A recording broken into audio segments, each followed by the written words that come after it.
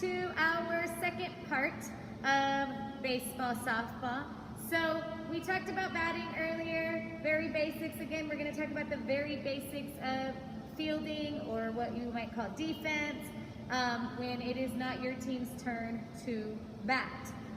We're going to talk on the next video about all the rules, and so that'll kind of help you out. But again, the basic skills of fielding. So fielding is when you are playing defense, and it is your job to get the ball and try to get the other team out, the people who are batting, right?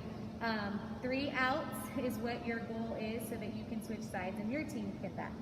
So we've talked a lot about throwing and catching throughout the year, right? Where you throw with one hand, catch with 2 hands.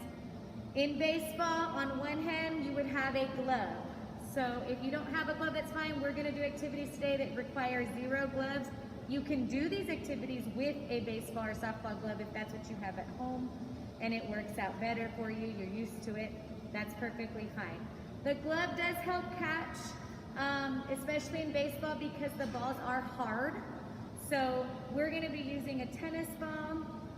You can go back to that ball of socks, but it does really want to bounce. So the socks may not be a good idea, so any other type of ball that does roll a little bit better or bounce a little bit better, we're going to be using the wall for those skills. So you can pause the video right now and try to find something that may work for you, whether you're inside or outside, but remember, find a good space where you're not going to break anything and you're able to move around.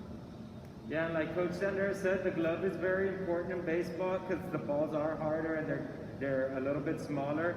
But the drills that we're gonna show you are really gonna emphasize on using both of your hands. And in reality, when you come down, even when you're playing with a baseball glove, it is important and fundamentally sound for you to use one hand to catch and kind of use the other hand to make sure it stays in there. So ideally, you want to be using both hands, and that's what we want to show you guys here. The drill that we're going to do, we may have talked about at the beginning of the year when we did some catching stuff, but you're basically going to be doing this. Again, we're going to show you partners and something you can do by yourself. So the first thing by yourself is having it go against the wall and coming back at you. So when you field a ball, first thing is you want to get your body nice and low. So I don't want to be doing this to get the ball off the floor.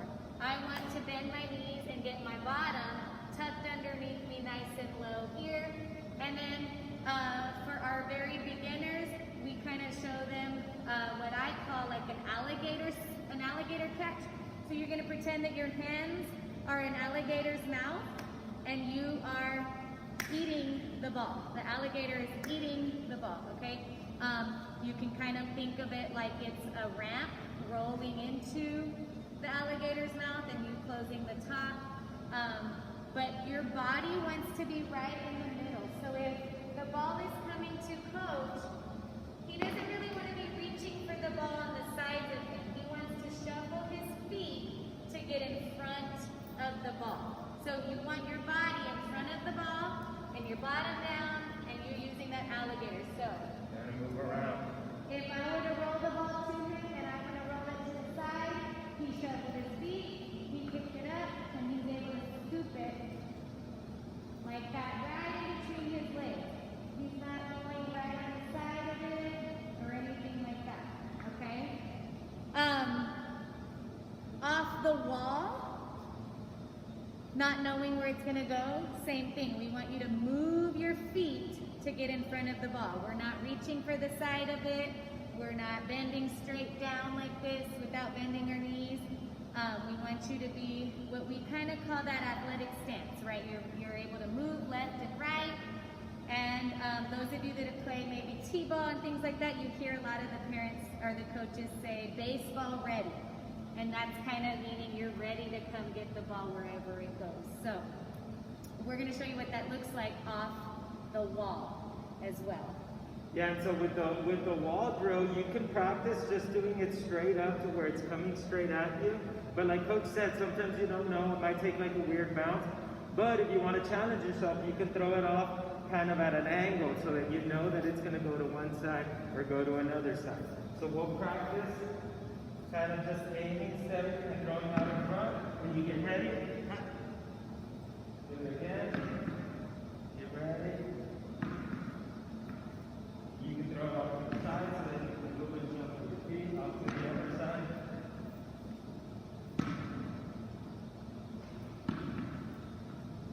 So you're always trying to stay in front of the ball, okay?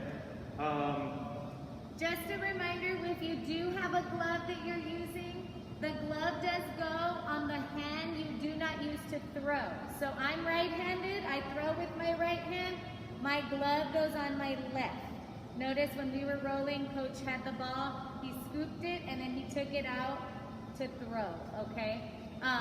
So the glove does go on the opposite hand that you throw with, okay? The other thing is, kind of going back to our catching things, if you're catching the ball in the air, right? If it's coming right to you, you're just gonna catch it like this. If the ball is up high, so if you're gonna catch the ball while it is way up high, you want to catch it with your hands, like you're giving it a high five, okay? Like you're giving the ball a high five up here.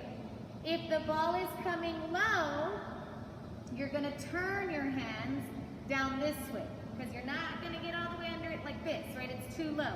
So that's when you turn your hands to catch it like that. And that just goes back to the simple throwing and catching with a partner. Or, just like Coach showed you off the wall, if I throw the ball up higher, it's gonna bounce off in the air. So you can do that way too. So you can throw with a partner where I'm tossing it up and he's catching it on his head. It's coming in. So coach, turn your hands over too to try to catch it because it was a little bit further out in front of you. Or you can do it against the wall where it's coming off in the air. And you're practicing catching it before it hits the floor. Yeah, using a tennis ball is kind of tricky sometimes because you don't know where it's going to go. It's a little bit bouncier.